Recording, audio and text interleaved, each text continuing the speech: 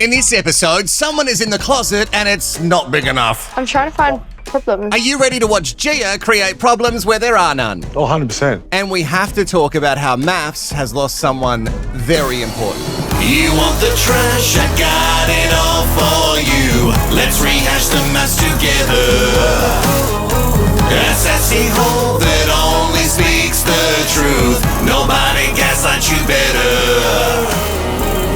Hello, I'm Wilko. This is Rehashed, and with 9 episodes left, I tell you what, SBA, we are doing this. This rehash will be extra long. In fact, it's a double. And I know us fans of MAFS have been dealt a blow today, and we'll take some time to talk about Mel Schilling at the end of this episode. Still, my job is to deliver some escapism from the real world, from that heaviness, and that I will do before we get there. It's almost time for Homestays, but before we get there, we have to pack our bags and take one last look at the Sydney Harbour, the Opera House and the Old Bridge, because who knows how long it will be until we have our next drone shot. Everyone is ready to legs spread across the country to see their house of their TV spouse. Oh, he's a poet and he didn't know it. Float Your Boat even makes some sort of sexy threat about having to blindfold Rehashed before he takes her fishing. Wow, so kinky, Captain. Aye. Oh, there might be a blindfold in the bedroom too. Oh, so commanding, so forceful, and so still living with his parents. So it's sexy, like the thought is sexy, but maybe not in the surroundings. The Veneer twins are in a rough spot since the commit me because Scott shared his feelings, and he should never have shared his feelings, certainly ones that had not been approved by the G-banger. But remember, she is a kind person. Just remember that. She's very kind. Then Gia, to Cameron, her little confessional, does her whole, well, he never said this to me. Yeah, because he's scared shitless of you. Why would he say anything when you'll just threaten to leave and then he'll have to drop another bunch of cash on a weekend getaway to get you to come back around? It's crazy that she doesn't see anything that's happening in the commit me's as help to her. She just sees it all as an attack. And obviously they edit stuff out, but it didn't seem like an attack. It seemed like it was valid feedback from the experts. Sadly, you can dish it out, banger, but you can't take it. I can't just get over this in 5 minutes. 5 minutes? I don't think you'll be over it in 5 years. She has advised that he needs to look at it from another person's point of view. Mainly her point of view. The correct point of view. And he apologizes, and yet still she isn't listening, doing her, yep. Oh, I should get yep. Yeah, on a shirt. Oh, put it in the merch list. Scott in his confessionals is worried about, and he has a reason to be worried, what life will look like on the outside, and I think that is a smart concern. Maybe explore that concern a little bit more. Beck and Danny are just doing some more subtle product placement, and this time it's so subtle, she just walked in and said, I've been shopping at insert brand name here, and then places them on the table like this with the brands perfectly facing the right way. It's so weird how that happens. Guys, I swear these companies haven't paid any money to be here. But seriously, how much money are they making of this fucking show? They couldn't get another brand name in this shot if they tried. All this stuff is actually way more important than the narrative of the relationship, right? Baggage is hoping that seeing her in her natural habitat will just make the Danaconda fall for her. I don't know about that, because he makes some sort of comparison, not knowing a gorilla until you see the gorilla in its natural habitat. And I tell you what, if you give this specific gorilla 2 champers, you'll definitely see it. Over with the gays, they are now in their stint of the separate apartments part of the science. After the cowboy wrote leave and Spin Cycle Sam wrote stay, and you know the rules. He seems to have some sort of glimmer of hope, and the cowboy says that a mirror has been held up to him and he needs to work on some stuff. Oh, yeah. You think so? So they're actually going to do homestays. Oh, what the fuck? In previous seasons, they would have just stayed in the apartments to try and work it out. But no, we're actually going to do this. Also, the product placement in this episode is off the charts. Now Float Your Boat and Rehashed have hit an actual drive-through for a non-specific chicken shop. I've never heard of it. Okay, from here, let's just break it down into each couple because these episodes get messy as fuck. And we will start with the Veneer twins. They're at Scotty's place on the Gold Gold Coast, which we see has a tennis court. Oh, it could be shared, but still, it has a tennis court. Oh, and it's on the water. He seems to think that you can never be angry on the Gold Coast. And my time drunk in Cavill Ave has proven that not to be true. There is always some girl with one missing shoe screaming at 4 a.m. that she's lost her phone. Also, to continue disproving this theory of Scotty's is Gia. And you know what? Scotty's house, the decor is not for me. But you know what? At least it's actually quite clean. Oh, it's a bit messy. Sorry, what? Where? Where is it messy? Are you insane? It's certainly not for me, but fuck off. It is spotless. Shut up, G-Banger. She admits that she is coming into this house looking for issues because apparently that's just what women do. No, don't try and pin this on your gender. This is a shit human being thing, okay? This has nothing to do with you being a woman. She is mad about the rug on a rug and where everything is in this house, and he is a single guy. So his house isn't going to be couple ready or couple with child ready. Just relax. Also, she makes this crack about his uncle being as dead as the tree that was gifted to Scott before his death. And I don't know, it's all very off. Over the years, we've seen some truly messy places, but this show, there is zero wrong with the cleanliness of this place, and she just keeps banging on about it. Apparently, her house is way cleaner. Well, you are a house mum, so I would hope it is. And still, I don't believe that. I just don't believe that. Scotty is pissed that his fellow veneer twin has come into his world and just shit all over it, something that he would never do in her house. I wouldn't go, oh, yuck, this is shit, that's shit. She makes it seem like he's some sort of mess of a human, which clearly the facts prove he isn't. He also has a neck pillow and it's pink. And apparently it must be his ex-girlfriend's because guys don't ever have pink stuff. Let's not talk about Tyson's shirt or anything in my studio. She does not believe that this neck pillow was gifted to him. And no, she is not going to just drop it because just like a dinner party, she is trying to cause drama, which is weird because she doesn't have time for drama because she's a mum. Just ask her. And then the negativity, the negging of his whole house just continues. Oh, such bullshit. She is worried because her clothes won't fit. But that actually makes no sense because they're actually going to find a place together. They've actually talked about that in the past. So again, shut up. And she is still going about the closet. You know what? When you like someone, you make it work and you deal with such huge issues like a closet until you can find a place together. Gia informs us that at home she has 2 closets for herself and a whole beauty room. My goodness. The things a sugar daddy can afford you. In our house here, my boyfriend and I have like 2 cupboards and some underbed storage. And I have a lot of wigs and costumes. So if I can sort it out, G-Banger, you can too. Pause. Is there someone on the balcony here? It looks like someone in a hoodie. Hello, sir. Who are you waiting for? Clearly for Scott, it feels like nothing he can do will be good enough. Hopefully, this boat is big enough for her. They're off for a day on the water. And does he own this? No? Does he own it? He can't. This is expensive. Anyway, a bunch of Scotty's friends are on the boat, ready to meet her, and I cannot wait for their thoughts. Gia has beef with one of them at least, because Matt, remember Matt with his questions from Friends and Family Week? Paige knows that something is up with Scotty, because apparently he's gone quiet on the group chat over the past week, and they are definitely sure that something is up with the relationship, because they are bang on. In fact, G-Banger on. The G-Banger shares that they need a bigger place. But she is ready to move up to the GC like ASAP. And I'm with the friends. What's the rush? You do not have to move immediately. You can do long distance for a while. And I know it's not ideal to move your daughter in the middle of a school year, but like I did it a bunch of times and I've survived.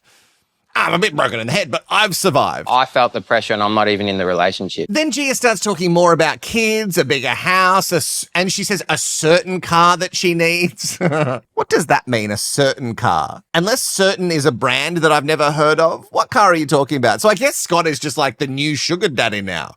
I cannot stand these women who just look at men like an ATM. Below deck, Scott gets we can start a new show. Scott gets a very hard questioning from the friends and he opens up about everything G-Banger has been doing, including the pink neck pillow, which out of all the problems, seems to be the smallest. So let's start with something else, Scotty. The friends then smartly ask if Gia is the type to get involved in drama on the show and Scotty replies, 100%. And then they say, why are you rushing? We don't think you need to rush this. I don't want to rush. Then why are you doing it? Scotty is just a classic man, just doing what he can to keep the woman happy, and clearly she's taken him for a ride. Their advice is for him not to walk on eggshells and just let her have the truth. Good luck, Scott. I'm scared and I've never met her. Like, you have to close your eyes and lay next to her at night. Good luck. On the last day of Homestay, Scott decides to be open about his feelings. And why am I so nervous for his safety? Is that guy out on the balcony again? He asks an interesting question if Gia 100% trusts him. And G-Banger's like, what? In what way do you mean? In like the exact way it's meant. It's a very simple question. He says that he's been walking on eggshells because when he shares his feelings, he doesn't know how. Okay, like, Scott. no, I didn't know you wanted to argue today. Are you kidding? You've just proven his point. He isn't trying to argue. He's trying to tell you his feelings, for fuck's sake. What is wrong with you? You have to immediately shut him down to make yourself feel more powerful? This is the same playbook from Cowboy Chris. Just like attack someone when they say they're feeling a certain type of way. Gia tries to make it sound like, well, we all can't be perfect, and you need to accept that sometimes I can be fiery about things. Sure, if it was sometimes, but I think it's happened like at least every couple of days. Also, let him have feelings. He's allowed to have feelings. I know. Oh, it's so annoying with those men and their feelings, but they're allowed to have them. It's 2026. Scott says that he's still falling for her, but she isn't stoked with that because she can't move if he doesn't love her already. Well, you don't have to move. Remember, you're the one pushing the timeline. So he's still falling. When's he going to hit the floor? I don't know. I don't know, when are you going to push him hard enough? We can all see here that you're trying to bully him into doing what you want. It seems to be how you've gotten everything else in this world. So why wouldn't it work here? I don't understand how she needs all of this to happen on her time. You don't have to rush to move or rush to have him say he loves you. Just fucking chill. Oh my goodness. Is that where we leave them? Okay. All right, we're done. We're done with that one. We're going to move on to another one. Oh, here we are in my old stomping ground of the Central Coast of New South Wales for Float Your Boat and Raha. And he is obviously going to show her, well, his boat, of course, and how it floats so well. Rachel totally forgets that she got married on a boat. Time doesn't mean anything in the science. And he drops anchor and throws a line out with his TV bride, and he says he might not be able to show much affection or say things to her that he feels, but he can take her fishing. And apparently, this is his way of showing how much he actually cares. Okay, cool.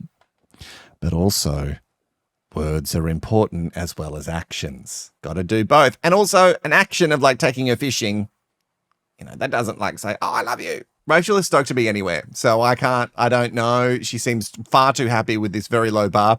And there's no wine or snacks for the passenger princess, so I wouldn't be happy. Oh, and Raha gets a catch. Finally, someone she can take home. Someone that'll kiss her on the lips and not pull away. And she's really stoked that she's showing off her rod-holding skills to her man.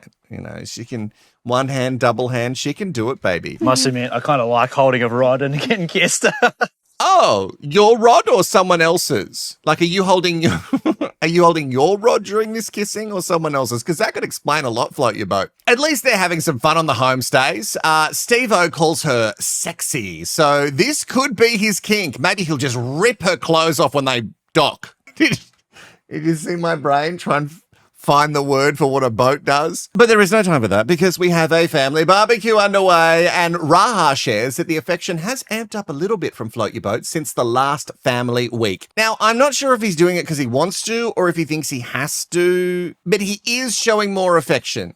And affection by like holding on to her more. They also share the plan after the science has ended. So long distance will be the short-term fix, and then she will move away from Melbourne for him. Steve-O's brother is worried that Rachel is giving up, well, everything, and Float Your Boat, not so much. I feel like the butthole in the relationship. I just say asshole. Butthole feels like, I know you're trying to make it more PG, but butthole feels just weird when you say it. Anyway, the family still feel reassured when they hear where things are heading, and Mum tucks them into bed.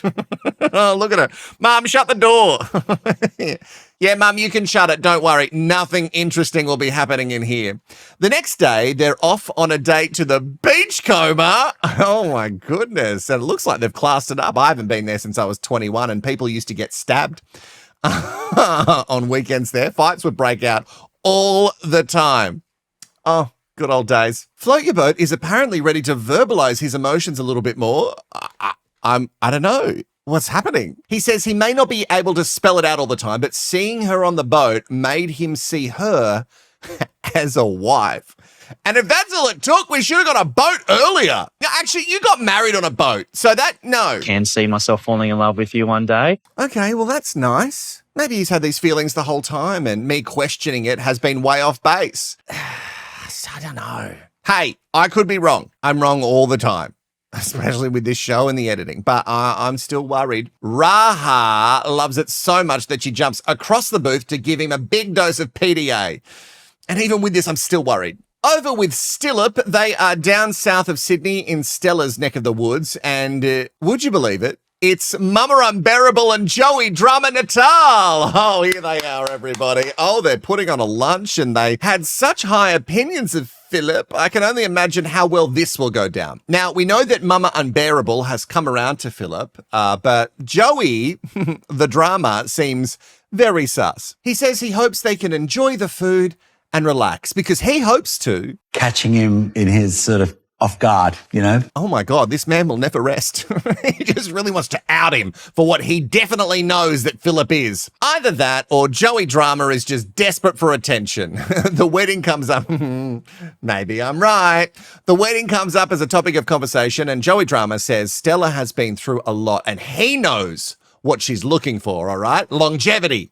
And he's here to look out for her. Stella, I don't know, she seems happy that this is happening, but I would be fucking embarrassed if this is the way my loved ones acted. Oh,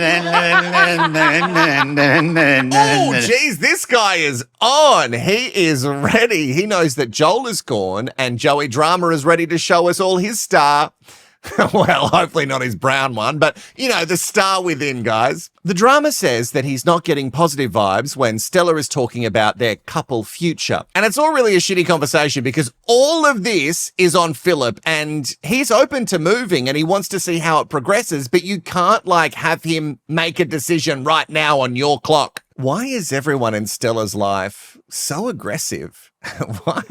Why so aggressive? What's in the water at Cronulla? Drama thinks that the relationship foundation for Stillip is not solid, and I disagree. I think the foundation is good. It's just all the logistical shit that's a problem. Then he plays a little game. Because he's fun and he's trying to blow up this relationship that could be really good for Stella, but he's bored, so he's got to do things. Out of 100, where do they see themselves? Stella gives Phil a score of 100, and Phil gives Stella a score of 75. I love the honesty, but that seems like a little risky to do. I guess it is safer now that you have eaten the food that he has prepared for you, so you can actually tell the truth. Phil is just worried about the pressure of it all because he has to move all of his life. He has to say goodbye to all of his social life, and that's for one person, and it's a huge thing. But he is willing to give it up to get Stella in his life. He just needs to see where he fits, and I think that's actually really fair. It does upset me though, Phil. Oh God, you've really let me down. How little pasta you eat here. You know what I mean? But it could be smart because who knows what the drama's done to it. The next day, Phil makes it clear that he is 100% committed, but only 75% on logistics. And I think, once again, that's very fair. He needs to be sure of how all of this plays out with his work and his life. And you know what? That's not easy. Oh, I almost cried. He also asks her if he could lead just for a little bit because he has to do it on his time. And good on them for working through some shit instead of complaining where your fucking clothes will go. Hey, I'm sure Gia has slightly more clothes than Philip, but he probably has a lot of active gear. Whew, thank goodness that the editor's telling us that we can still believe in this one, sweet baby angel. Over with the booty and the big fish, they have landed in Radelaide and they are greeted with a billboard with the booty on it. Well, not her actual booty, but the booty herself. Look who it is. Look who it is. Oh, that is nuts. Oh, wow, we can see why Beck hates her so much now.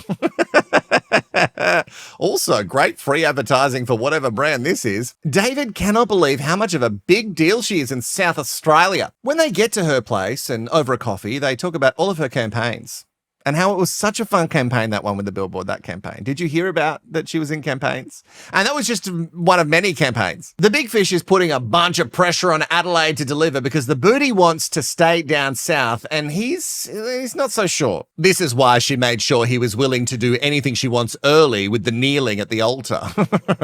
Good, he kneeled. I can get him to Radelaide. Over with Alyssa's mum, she says that she loves Alyssa, but Alyssa is too much for her. She also seems a little bit relieved that she can just palm it off to the big fish. And he's like, I've got big hands and I can carry the booty, don't worry. But then the mum seems kind of mad at the suggestion of them moving away for just like a year or two. I would hate that.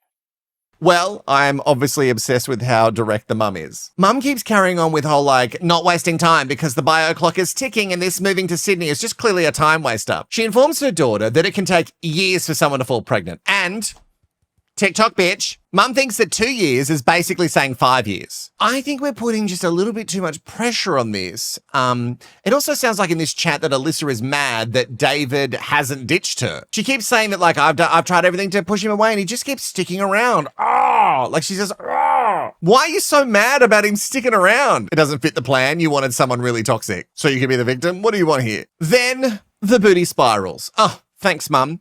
At the drinks with friends, they are shocked at the idea of Alyssa moving to Sydney for even a year or two. But Alyssa says since she landed back in Adelaide, she has realised how much that she has here and she probably can't give it up. So the big fish will have to transfer to a bigger pond. Oh, no, a smaller pond. Sorry, Adelaide, I love you, but you are smaller. And when put on the spot, even David says that he's willing to do this for her. I love Adelaide. But I tell you what, when these people from Adelaide complain that there's nobody for them and the dating pool in Adelaide is so small, but they refuse to look outside of Adelaide, I'm like, shut up then. Then be single.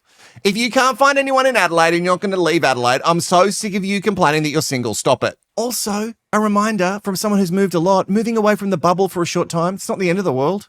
It'll always be there. But maybe not all the campaigns will. So I guess it's all on David. And he has to calm her, deal with her spirals, move for her, deal with her pushing him away. Like, what is she doing? Even with all this, Alyssa is still not comforted by him coming to her. I mean, nothing's good enough. Like, she's still not sold on him. We got like a little taste of it at the Commit Me where she said that she wasn't stimulated enough by her partner. I feel like she's just not that into you, big fish. It takes her friends to actually point out, what about David in this scenario? What about, see that guy? See that giant man with the huge pecs next to you? What about him? Even her own friends are like, have you considered everything that he'll be giving up? Alyssa has made it all about her. Yeah, even with everything you're giving up, I don't think she's still sold. I think maybe you need to pull out of the booty on this one, David. Hang on, that doesn't sound good. Guys, let's workshop that a bit. Over with another couple who are spending their days in Adelaide, Baggage and Danaconda. We meet Coco, Beck's dog, who has clearly been holding down the fort for her mum while she's been making a huge mess in Sydney. Beck is glowing because Coco apparently doesn't like men, but she is also in love with Danny. So, I don't know. It's true love, guys. Now, I've never heard him say this once, but according to Beck, Danny says that he wants to move to Adelaide with her. So can anyone like timestamp that in previous episodes for me to go check it? Because I don't ever remember hearing that. It is time for a family get together and we are way overdressed for a lunch at home, guys. This is too much. Why? Where are you going? The Melbourne fucking Cup? Once the chit chat over this dinner table kicks off, we know Beck shines at a dinner table. It's all about the big move to Adelaide. And Danny says he's actually open to it, which I am shook about. Danaconda, bring it in. Hey. How deep are you going to go with this hole that you're digging? You know what?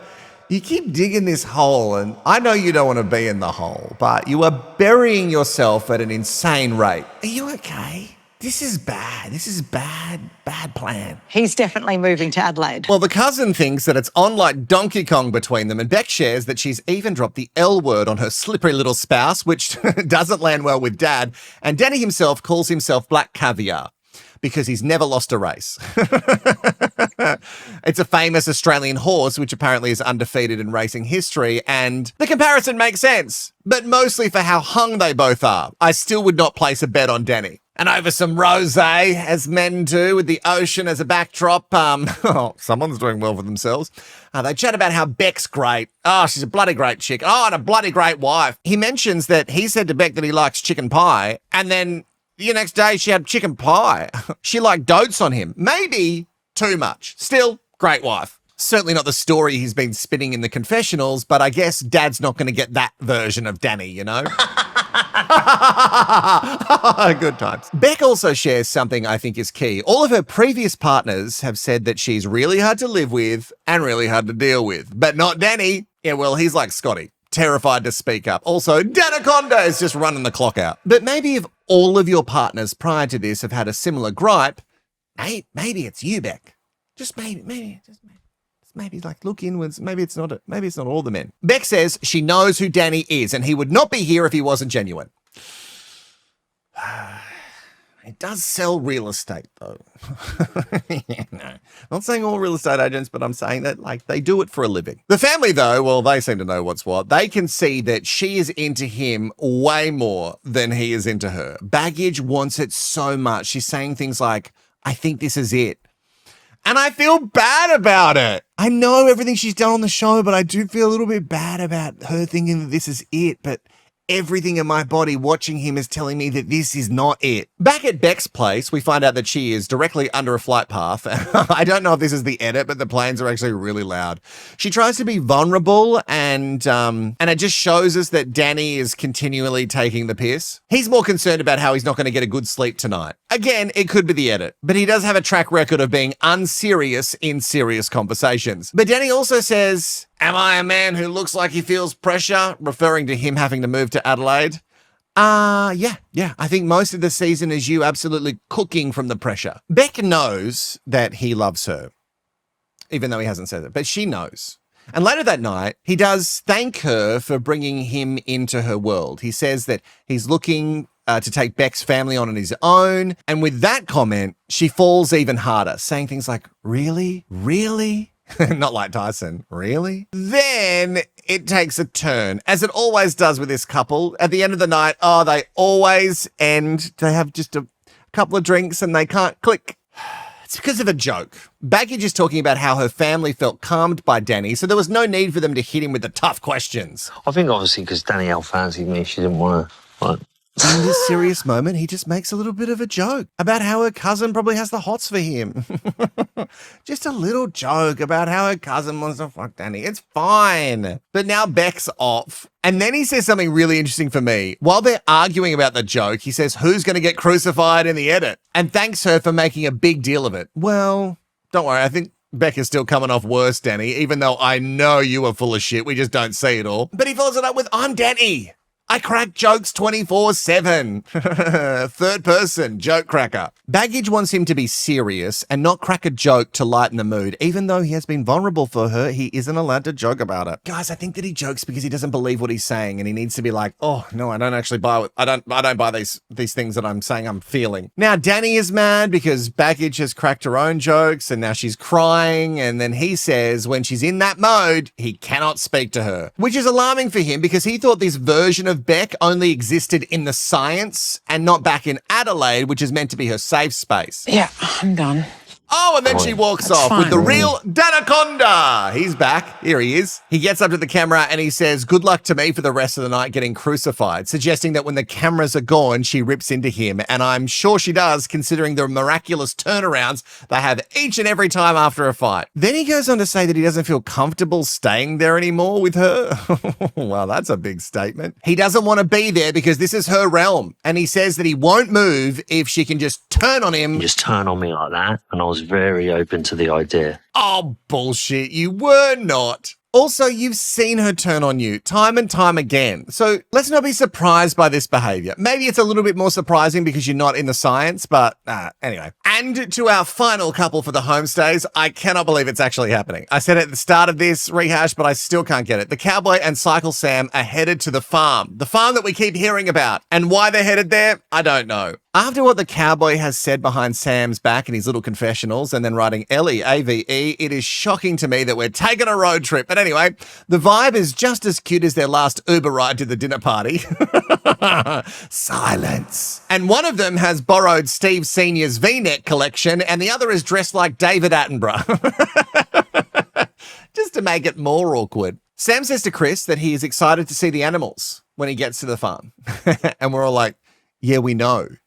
You're dressed like David Attenborough. We can tell that you love animals. Chris says that he has apologized 5 times and he has taken this on the chin, but for growth, he has taken the expert's advice, and Sam informs him that they're going to have some tough conversations. But once we get to the farm, the vibe isn't any better than the drive here. It's not great. Sam gets the grand tour of the farmhouse and shown the bunk beds that he will be sleeping in.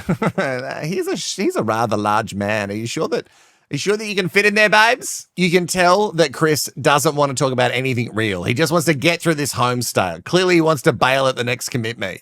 He wanted to bail at the last commit me. But then we see some flowers on the bench and a thank you card. And Sam then gets his hopes up that Chris has actually got them for him, which he did.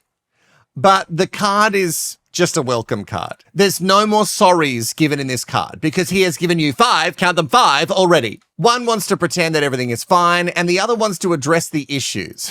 I think someone's going to have a real cow on this homestay. Yeah, this is the cows. Oh, wow. We're just standing around and looking at the cows. I mean, they're really cute cows, but we haven't done anything, and the energy is still very off-putting. Chris does say to Sam that he knows that there was a rough patch, but he wants to feel that Sam can be comfortable at his home. Sam says, well, it's going to take a bit more than just like hanging out with cows.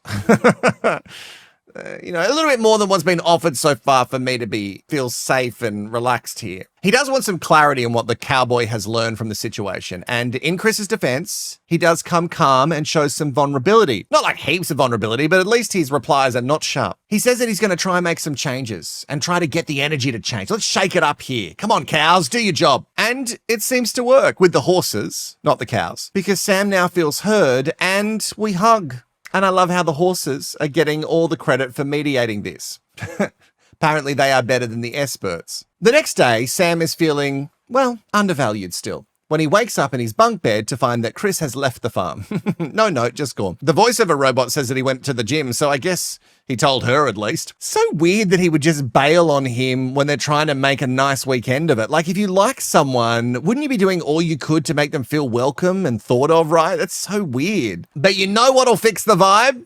Yes, we're about to have a scotch by the fire. A scotch by the what? Oh, a scotch by the fire. Okay, that is not what I heard. Yeah, okay, some drinks, that'll loosen everyone up. Chris talks about how the farm has done wonders for his mental health, and maybe that's what all the science needs to do. Just move the science to a farm. The cowboy has been reminded that he likes Sam's face. And looking at it last night over dinner, apparently he was like, yeah, I could kiss it. Nothing about his personality, which I think is the real issue for Chris, but anywho. So yeah, it's been great for me.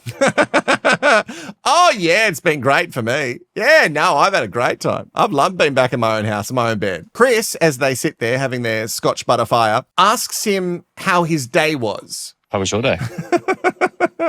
That's weird. Shouldn't you be here on your homestay sharing the day? Sam says he wants to cut the bullshit and for them to have a super honest chat with each other. And he follows it up that the reason Sam was so hurt by Chris's shutdown was because Cycle Boy was very much checked in to this whole TV relationship. And guys, now I'm scared because we find out that, oh God, Sam, what are you doing?